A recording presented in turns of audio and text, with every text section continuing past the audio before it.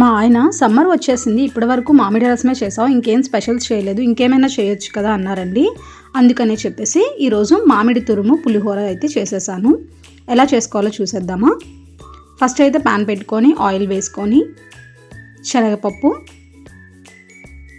శనగ పలుకులు వేసుకొని మంచిగా ఫ్రై చేసుకోవాలండి. ఇవి ఫ్రై అయిన తర్వాత పచ్చిమిర్చి, ఎండుమిర్చి, ఆవాలు, జీలకర్ర, పసుపు, కొంచెం కరివేపాకు వేసి మంచిగా ఫ్రై చేసుకోవాలి. కాసేపు ఇవి మంచిగా ఫ్రై అయిన తర్వాత రా మ్యాంగోస్ని పీల్ చేసుకొని ఇలా తురిమేసుకోవాలండి. చూసారా, ఇలా మంచిగా తురిమేసుకున్న తర్వాత ఆల్రెడీ కుక్ చేసుకున్న రైస్ని ఒక ప్లేట్లో వేసుకొని తర్వాత మనం ఫ్రై చేసుకున్న తాలింపు వేసి మామిడి తురుము కూడా వేసుకొని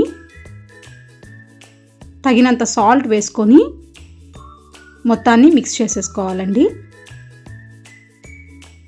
చూడండి, ఇలా మంచిగా మిక్స్ చేసేసుకోవాలి.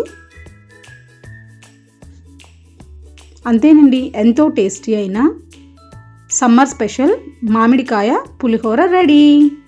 ఈ వీడియో నచ్చినట్టయితే లైక్ అండ్ సబ్స్క్రైబ్. మరిన్ని వీడియోస్ కోసం follow for more. Bye bye.